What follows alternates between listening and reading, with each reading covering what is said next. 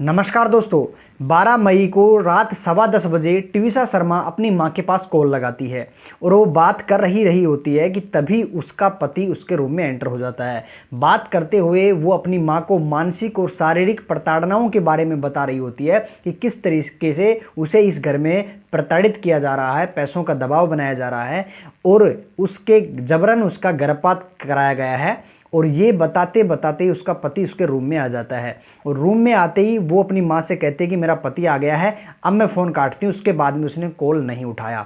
थोड़ी देर बाद उसकी सास को कॉल किया जाता है उसको देखने के लिए, किंतु सास उसको रिटर्न कॉल करती है उसकी माँ को और माँ को कॉल करके कहती है कि तुम्हारी बेटी की सांसें थम चुकी है, शायद वो मर गई है। क्योंकि कुछ ही समय बाद, लगभग 15 से 20 मिनट बाद ही उसकी बॉडी, उसका जो बॉडी है, टीविशा शर्मा ऊपर एक जीने के ऊपर जाने के बाद में जो छत होता है वहीं पे एक तार, लास्टिक वगैरह जो रबड़ वाला जो वायर होता है उससे गले में फंदा डाल के लटकी होती है। उसके बाद उसका पति निकालता है, सीपीआर देता है, किंतु हॉस्पिटल ले जाते उसकी डेथ हो जाती है। ये खबर कुछ ही मिनटों में उसकी सास उसकी माँ को देती है। आखिर इतनी जल्दी क्या हुआ? जिस लड़की की शादी 5 महीने पहले शादी.com जो जीवनसाथी.com है, मैट्रिमोनियल वेबसाइट है, उसके माध्यम से हुई थी, एक ऐसी लड़की जो 33 साल की, इतनी खूबसूरत कि उसे मिस ऑफ द पुणे का भी अवार्ड उसने जीता है, उसको खिताब मिला है। उसने फिल्मों में काम किया। वो फिलहाल अभी दिल्ली एनसीआर में एक बढ़िया कंपनी में काम करती थी।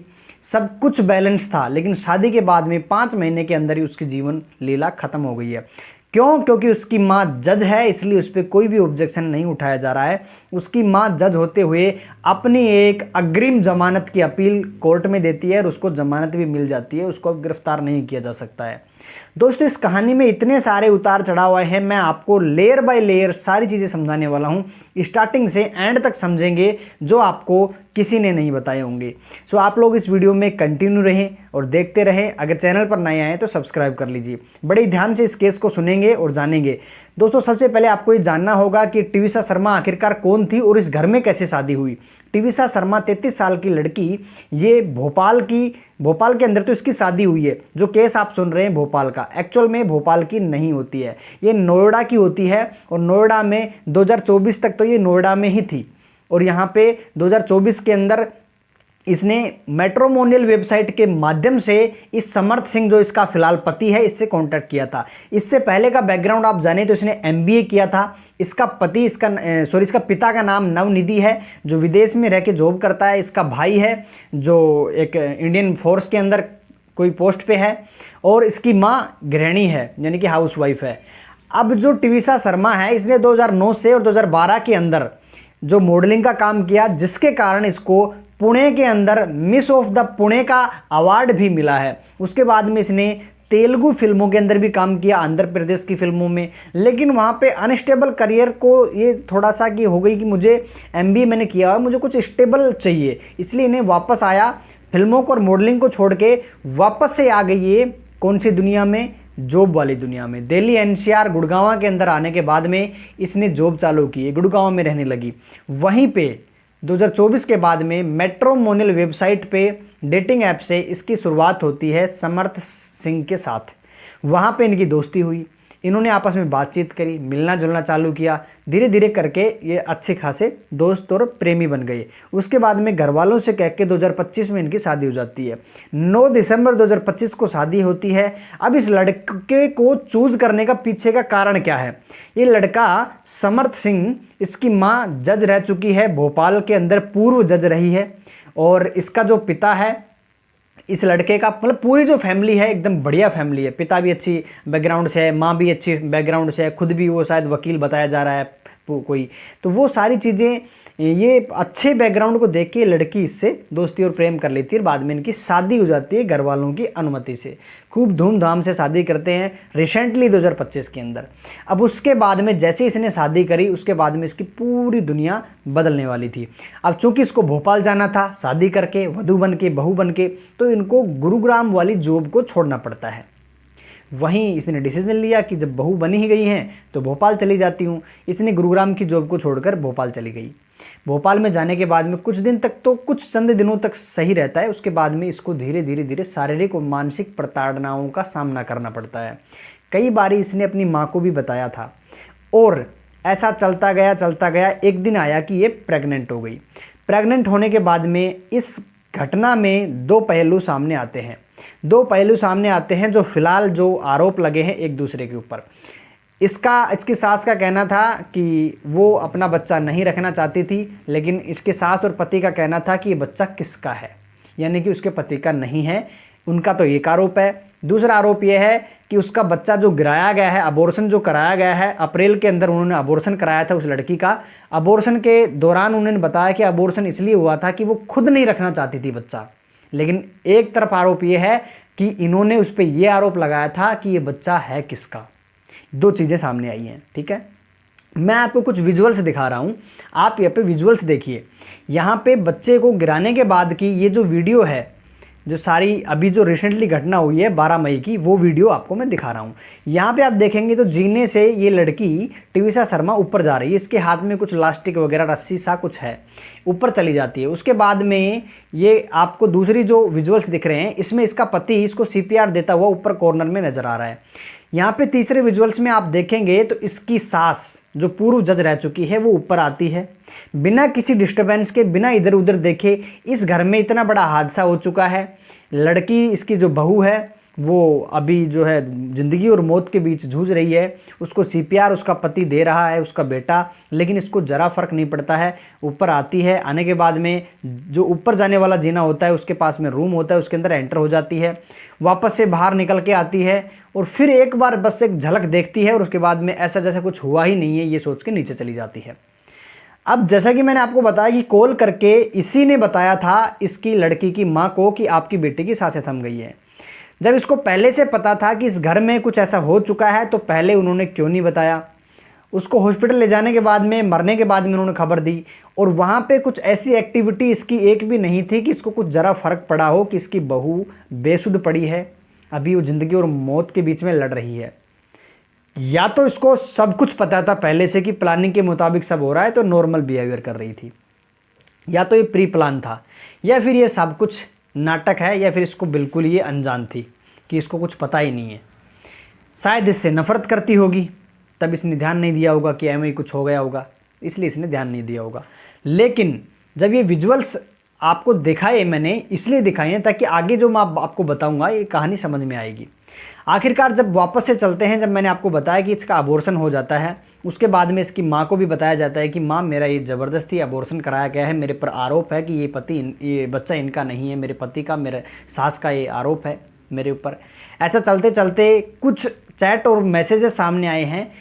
टिविसा शर्मा ने अपनी दोस्त के पास भी मैसेजेस किए हैं कि मैं ये शादी करने के बाद में बुरी तरह फंस चुकी हूँ, निकलने का मेरा कोई रास्ता नहीं है। आपको मैं बताना चाहता हूँ, टिविसा शर्मा जॉब करने के साथ साथ सर्टिफाइड योगा ट्रेनर थी, मेडिटेटर थी। जो खुद एक योगा ट्रेनर हो, मेडिटेशन करना आता हो, मेडिटेशन वो सिखाती हो, वो भला कैसे अपना आत्मघात कर सकती है, भला कैसे आत्महत्या कर सकती है। उसका माइंड तो बहुत स्टेबल होगा। जो एक हेल्दी वर्कआउट्स करती है, योगा करती है, मेडिटेशन करती है, उनके अंदर तो कामनेस वैसे ही होती है। फिर वो इतना ज़्यादा अनस्टेबल कैसे हो सकती है, ऐसा कदम कैसे उठा सकती है जो इन लोगों ने कहा है कि उन्होंने खुद आत्महत्या कर ली। दूसरी चीज़, दूसरे लोगों को कामनेस देना और खुद इतना अनस्टेबल होना। अगर अनस्टेबल हुई भी है तो इनके प्रताड़नाओं से हुई है, ये चीज़ों का आरोप इन पे है। आखिरकार 12 तारीख को जब ये बात हो रही थी अपनी माँ से कि माँ, मेरा पति घर के अंदर आ चुका है, अब मैं फ़ोन काटती हूँ, तब उसकी सास को कांटेक्ट किया जाता है और उसकी सास ने 10:20-25 पे कॉल करके कहा कि आपकी बेटी की सांसें थम चुकी हैं, हमने यहाँ तक जाना था। ये खबर सुनते ही बेचारी माँ बदहवास चुपचाप सीधे घबराए हुए निकलते हैं भोपाल के लिए। नोएडा से रात को ही रवाना हो जाते हैं, 11 बजे के आसपास वो चल देते हैं वहाँ से और भोपाल आते हैं। भोपाल आते आते पता लगता है कि उसकी बॉडी जो है पोस्टमार्टम के लिए हॉस्पिटल के अंदर जा चुकी है, वहीं भोपाल के अंदर। और भोपाल के अंदर जब पहुँचते हैं तो पता लगता है कि उनकी बेटी की जो डेथ हुई है वो उन्होंने खुद करी है। इनके पति, इनके माता, इनके सास का कोई हाथ नहीं है। घटनास्थल पर पहुंचने के बाद में पुलिस आती है और सबसे बड़ी लापरवाही आप ये देखिए, इसके पीछे का राज क्या है आप लोग खुद भी दिमाग लगाइएगा। घटनास्थल पे जाने के बाद में हमेशा पुलिस ये करती है कि उस क्राइम सीन को जो है अंडर ले लेती है, पूरे को अंडर कवर ले लेती है, क्राइम सीन की पट्टी वगैरह लगा के वहाँ पे किसी की भी नो एंट्री बोर्ड लग जाता है और वहाँ के जो भी कुछ सामान होते हैं उनको प्रोटेक्ट किया जाता है और उनको ले लिया जाता है। अगर चुन्नी से फंदा लगाया तो चुन्नी को भी कलेक्ट किया जाएगा, या फिर कोई हथियार मिलता है, चाकू वगैरह कुछ भी मिलता है तो उसको उठाती है पुलिस और फोरेंसिक लैब के तक पहुंचाती है, पोस्टमार्टम के साथ डॉक्टरों को देती है ताकि उनके कुछ फिंगरप्रिंट्स लिए जा सकें, ये साबित हो सके कि जिस फंदे को गले पर लगाया गया तो फंदा कि यहाँ पर कुछ मैच हो रहे हैं कि नहीं हो रहे हैं, उसी से लगाया गया है नहीं लगाया गया या बदल दिया गया। सबसे बड़ी लापरवाही ये थी कि जिस लास्टिक से उसने फंदा लगाया था उस फंदे वाले लास्टिक को पुलिस ने उठाया ही नहीं, उसको वहीं पे छोड़ दिया। अब ये इसके पीछे कोई बड़ी चाल थी या फिर पुलिस वालों ने अनजान में किया या फिर ये सोची समझी साजिश के हिसाब से भी पुलिस वाले मिले हुए थे। डॉक्टरों ने पोस्टमार्टम किया, उन्होंने बताया कि इस लड़की की मृत्यु जो हुई है गला दम घुटने की वजह से हुई है, गले पे निशान है कुछ रस्सी वगैरह के, किंतु चौंकाने वाली बात यह है कि इस लड़की के नाक कले गले के आसपास, नाक कान गले के आसपास चोटों के निशान हैं। अब वो चोट के निशान कहाँ से आए? अगर ये खुद से फंदा लगा रही है तो नॉर्मल फंदा लगा के लटक जाएगी और उसके बाद में फिर निशान कहाँ से आ गए, ये भी एक सवाल संशय पैदा करता है। लेकिन सबसे बड़ी लापरवाही पुलिस की ये रही वहाँ पे कि इन्होंने उस लास्टिक को डॉक्टरों तक दिया नहीं। जब ये मुद्दा ऊपर उठा तब उन पर दबाव आया, तब उन्होंने कहा कि हमने लास्टिक उठा लिया था, डॉक्टरों को देना भूल गए। इतनी बड़ी भूल शायद हो नहीं सकती है। फिर भी चलो, इन्वेस्टिगेशन एक एसआईटी का गठन किया है, स्पेशल इन्वेस्टिगेशन टीम बनाई गई है और दोबारा से इसका जो है जांच होगी इसके अंदर। लेकिन जब वो लास्टिक वहाँ पे नहीं दिया गया तो उनके माँ बाप का जो सारा शक था वो गहरा हो गया कि कुछ ना कुछ तो दाल में काला है, क्योंकि इस जज ने वहाँ पे कैमरे के विजुअल्स में कुछ भी रिएक्ट नहीं किया। दूसरी चीज़, पुलिस ने भी उस लास्टिक को उठा के डॉक्टरों को नहीं दिया। ऐसा कैसे हो सकता है? हमारी बेटी जब बात कर रही थी उसके बाद में इसकी सास को बोला कि देखने के लिए जाओ, उसके बाद में सीधा खबर आती है कि तो मर गई है। मेरी बेटी हमसे बात कर रही थी तो इतनी जल्दी आखिरकार ऐसा कैसे हो सकता है? ये चीज़ों के आरोप थे। जब पुलिस वालों ने इन्वेस्टिगेशन सही तरीके से ये नहीं उनको नज़र आया कि ये शायद कहीं ना कहीं मिले हो सकते हैं, वहीं पे जज ने एक काम किया जो इसकी सास थी। जज ने एक अग्रिम जमानत के लिए एक सिफारिश की, कोर्ट से जमानत पहले ही ले ली, गिरफ्तार होने से पहले। एक प्रावधान ऐसा होता है कि अगर आपको पुलिस गिरफ्तार करे उससे पहले ही आप प्री जमानत, आप इसको बोल सकते हैं, अग्रिम जमानत आप कोर्ट से ले सकते हो ताकि पुलिस फिर आपको इन्वेस्टिगेशन के दौरान गिरफ्तार ना करे, परेशान ना करे। पूर्व जज थी, नियम कानून पता थे, पहले ही कोर्ट के अंदर अपील दाखिल कर देती है। अब सबसे बड़ी हैरानी वाली बात यह, हद तो तब हो जाती है जब कोर्ट ने इसको जमानत दे दी। हालांकि जमानत के दौरान उस कोर्ट के अंदर बहस होता है और कोर्ट ने फैसला लिया कि हम इसको जमानत दे रहे हैं। आखिरकार इतना बड़ा क्राइम हो गया, एक बहू की हत्या हो गई है घर के अंदर, फिर इस जज को किस तरीके से जमानत मिल सकती है? जज तो पूर्व में थी, फिलहाल एक ये आम नागरिक की तरह है, लेकिन फिर भी इसको दिया गया। इसके कुछ फैक्टर्स मैं आपको बता रहा हूँ जो सामने आए। सबसे पहले इनकी उम्र का लिहाज रखा गया कि इनकी उम्र ज़्यादा है और इतनी बड़ी सेवा इन्होंने देश के लिए दी है। दूसरा, ये पूर्व जज रही हैं, इन्होंने हमेशा न्याय किया है और न्याय के पक्ष में, कानून के पक्ष में रही हैं, तो इसलिए भी सेवा देने की वजह से इनको बरी किया जाता है। तीसरा, जमानत इनको अग्रिम इसलिए मिली क्योंकि इनका पहले का कोई भी क्रिमिनल रिकॉर्ड नहीं पाया गया है। दोस्तों, आखिरकार ऐसा कैसे हो सकता है? हमारे देश के अंदर लगभग 90% केसेस ऐसे होते हैं कि उन्होंने पहली बार ही क्राइम किया होता है, पहले रिकॉर्ड किसी का नहीं मिलता। ये कोई माफिया, कोई डॉन वाला तो केस है नहीं कि पुराना कोई बड़ा केस चलता आ रहा है और उन्होंने बार बार क्राइम किए हों। पहली बार ही करते हैं अक्सर दुनिया में सभी क्राइम जो होते हैं, फिर भी इनको छोड़ा गया। दूसरी चीज़, उम्र इनकी कितनी हो गई? इनको 100 साल की है, 200 साल की तो हो नहीं गई है कि भाई इनसे तो चला नहीं जा रहा, खाया नहीं जा रहा, पिया नहीं जा रहा है, ज़्यादा उम्र की वजह से इनको। लेकिन फिर भी आर्गूमेंट होने के बाद में कोर्ट ने यही फैसला दिया और उसको प्री जमानत मिल गई। अब उसके पति के भी ऊपर आरोप था। अब अपने बचाव के पक्ष में ससुराल पक्ष ने कहा कि हमने इसको कुछ नहीं किया। जमानत लेने के दौरान सास लिखती है, जज लिखती है कि मेरी बहू ड्रग्स लेती थी, मेरी बहू के पेट का जो बच्चा था वो भी खुद का नहीं था उसका, उसने खुद ने अपना बच्चा नहीं रखना चाहती थी, उसने खुद ने वो किया। और कोर्ट को कहती है कि मुझे पहले से ही ज्ञात था कि वो ड्रग्स लेती है। जब वो ड्रग्स नहीं लेती थी तो उसकी हालत बहुत ज़्यादा गंभीर हो जाती थी, हाथ पैर कांपने लगते थे, और ये आरोप उन पर लगाए गए। अब जज होने के नाते अगर ये बात अब उन पे जब उसको अरेस्ट करने की आ गई है, जब उन पे आरोप लगा है हत्या का, तब उन्होंने ये सारी चीज़ बताई। जज होने के नाते, एक वरिष्ठ नागरिक होने के नाते, एक न्याय का जो रखवाला माना जाता है जज को, वो होने के नाते पुलिस को पहले खबर क्यों नहीं दी कि मेरी बहू इस तरीके से ड्रग्स लेती है, जो पूरा ड्रग्स का रैकेट कहाँ से आता था, कहाँ से जाता था, और ये सारी चीज़ों की खबर क्यों नहीं दी, जो संदिग्ध गतिविधियाँ हो रही थी पहले क्यों नहीं दी। अब तो ये आरोप माना जाएगा।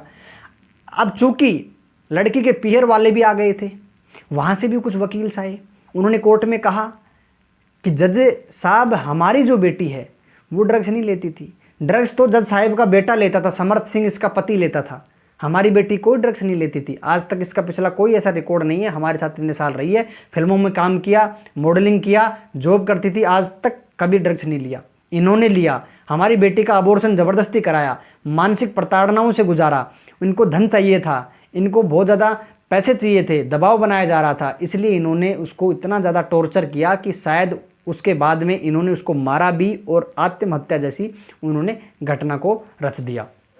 ये आरोप पुलिस के इसके ऊपर लगाए गए, और पुलिस पे आरोप था कि पुलिस भी मिली हुई है, हम हमारी बेटी का पोस्टमार्टम यहाँ पे नहीं स्वीकार करेंगे, दिल्ली के एम्स में हमारी बॉडी जाएगी बेटी की, और वहाँ पे दोबारा पोस्टमार्टम होगा। अब कोर्ट से अपील और रिक्वेस्ट लगाई गई है ताकि दोबारा पोस्टमार्टम हो सके। अब दोबारा पोस्टमार्टम होने के लिए दोबारा से उसको कोर्ट से अपील चाहिएगी, अगर कोर्ट से आदेश देता है तो इसका होता है। लेकिन यहाँ पे एक चीज़ सामने ये आती है कि अभी जो ये लड़की है इसके साथ क्या होगा। 6-7 दिन से वो लड़की वहीं मुर्दा घर के अंदर पड़ी हुई है, उसकी बेटी की लाश पड़ी हुई है। टीविशा शर्मा जा चुकी इस दुनिया से, उसकी बॉडी बेगान पड़ी हुई है बेचारी, उसके साथ अभी न्याय होना बाकी है। उसका पिता रो रो के बुरा हाल हो चुका है। पुणे के अंदर भोपाल के अंदर जाके वो मंत्री के सामने, उसके हाउस के सामने ये प्रदर्शन करते हैं, धरना प्रदर्शन करते हैं और काफ़ी सारा विरोध करते हैं। तब जाके भोपाल पुलिस पे बहुत ज़्यादा प्रेशर पड़ चुका है, दबाव आ रहा है, दोबारा से एसआईटी का गठन करके दोबारा इन्वेस्टिगेशन किया जा रहा है। इन सारी चीज़ों का जो इन्होंने आपस में आरोप लगाए, हमेशा ही होता है, हर केस में ही आरोप और प्रत्यारोप तो होता ही है। उन्होंने उनकी बेटी पे लगा दिया आरोप, तो पीहर पक्ष वालों ने उनके पति पे आरोप लगा दिया कि ड्रग्स वो लेता था। तो ये सारी चीज़ें थी। आखिरकार सोचने वाली बात यह है कि जब इतने धूमधाम से शादी की गई तो मात्र 5 महीने के अंदर ऐसा क्यों हुआ। दूसरी सोचने वाली चीज़ ये है कि जो इसका समर्थ सिंह पति है वो गायब है। उसने भी प्री जमानत लेने के लिए, अग्रिम जमानत लेने के लिए कोर्ट में अर्जी लगाई। जब उसकी माँ को जमानत मिल गई थी, बेटे ने भी लगाई, लेकिन बेटे की जो अर्जी खारिज कर दी गई। क्यों भाई? एक को जमानत मिल गई तो दूसरा कहेगा कि मुझे भी मिलनी चाहिए, तो इसके एवज में वो भी ले लेता है। अक्सर ऐसा होता भी है। अब उसको बेटे की तो खारिज कर दी गई। एक ही केस था, एक ही आरोप है, 2 लोगों पे था, 2 अलग अलग तरीके के फैसले आ गए। ऐसा कैसे हो सकता है? क्या जज साहिबा का पूरा रचा रचाया पूरा का पूरा साजिश है, या फिर कोई ये एक, इसको कुछ आप अकस्मात होने वाली घटना कहेंगे, संयोग कहेंगे? दोस्तों ये पूरा इन्वेस्टिगेशन पे टिका हुआ है। दोबारा से इन्वेस्टिगेशन होगा, पोस्टमार्टम दोबारा से होगा, तब जाके चीज़ें सामने आएंगी। इसके पिता नवनिधि का कहना है कि मेरी बेटी के साथ अन्याय हुआ है, उसको मारा गया है, उस पर पूरा इन्वेस्टिगेशन किया जाए। जब तक उसका सच सामने नहीं आ जाता है तब तक हम शांत नहीं बैठेंगे और हमारी बेटी को न्याय भी नहीं मिलेगा। अब वो आगे क्या होता है, पूरा देश की टकटकी लगा के बैठा है इस केस पे कि आखिरकार क्या होना है। आप लोगों को क्या जानकारी और आप लोग इस केस पे क्या कहना चाहते हैं, आप लोग इस वीडियो में ज़रूर बताएं। Thank you so much. आप अपना और अपने बच्चों का ख्याल रखिए, अपनों का ख्याल रखिए। बस यही कहूँगा, एक वीडियो को ज़्यादा से ज़्यादा शेयर करना। Thank you.